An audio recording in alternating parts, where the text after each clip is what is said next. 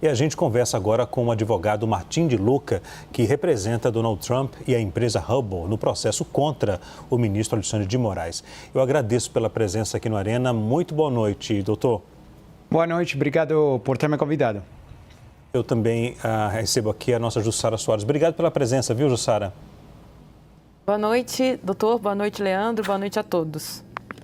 Doutor, de que forma Alexandre de Moraes teria violado as leis norte-americanas? É muito simples e claro. O ministro do Supremo tem 3 caminhos para assistência judicial nos Estados Unidos e para fazer cumprir uma ordem judicial brasileira nos Estados Unidos.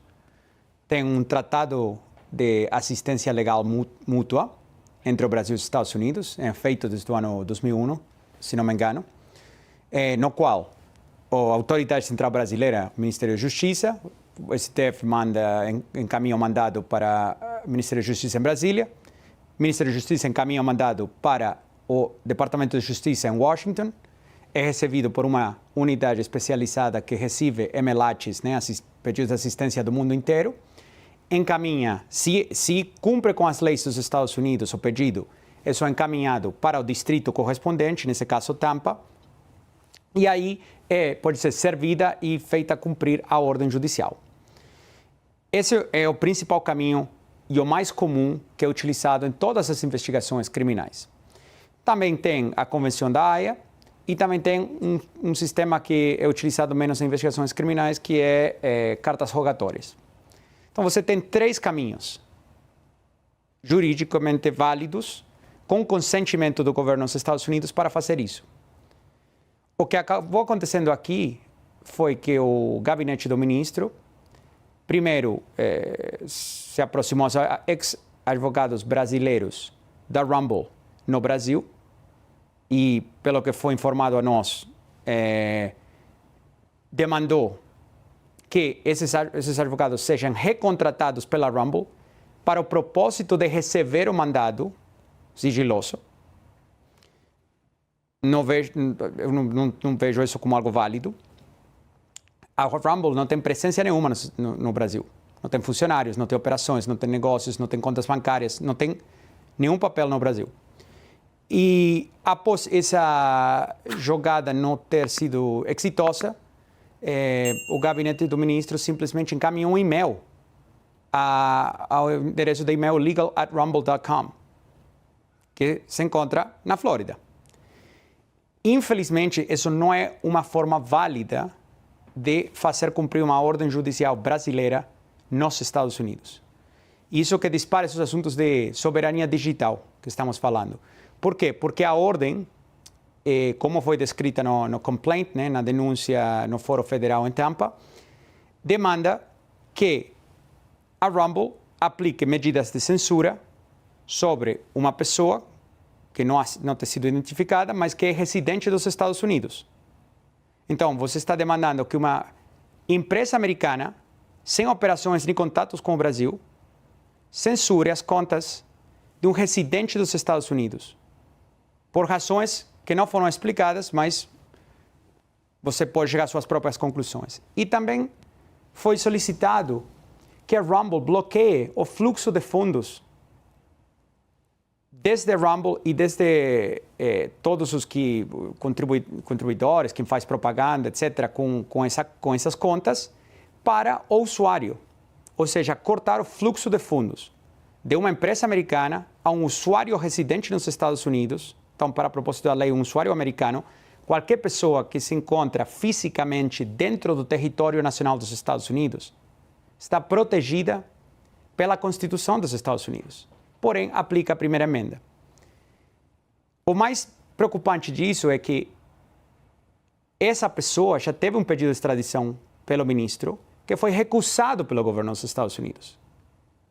E após isso, fazer um e-mail, mandando um mandado por e-mail, com certas ameaças que vocês podem se imaginar, estão descritas na denúncia, mas se não é cumprido em 2 horas, você pagará uma multa de X, você será, vamos apagar o serviço no Brasil, de formas não especificadas. Então, uma série de ameaças. Se esses mandados tivessem sido feitos pelo Emelati, também é extremamente provável, quase certeza absoluta, que teriam sido recusados pelo governo dos Estados Unidos. Então, essa é a grande questão. E isso foi o que disparou a Trump Media e a Rumble acionar o processo para falar a censura para aqui, a censura para nossa fronteira. Ok. A Edilene Lopes também participa da nossa entrevista. Eu vou começar com a Jussara agora. Jussara? Doutor, obrigada aqui pela presença, pela entrevista. Chama muita atenção que essa ação ela foi apresentada logo depois que a Procuradoria-Geral da República apresentou a denúncia contra o ex-presidente Jair Bolsonaro e outras 33 pessoas aqui no Brasil. Há uma relação entre esses dois fatos? Zora, sabe o que chama mais atenção para mim? Que os rumores sobre a denúncia do ex-presidente Bolsonaro era que ia ser apresentada na sexta-feira dessa semana. Então, eu te faço uma pergunta. Por que foi adiantada? Não, eu quero saber, perguntei ao senhor se há uma relação entre esses fatos. Eu estou fazendo a pergunta ao senhor. De nossa perspectiva, não. Não há porque preparar uma denúncia como a que a gente preparou para entrar em Tampa demora dias. E como vocês devem saber de outros casos, os prazos que impor as ordens do ministro são extremadamente apertados. Então, a gente teria que e teve que começar a planejar para entrar com essa ação muitos dias antes. Edilene?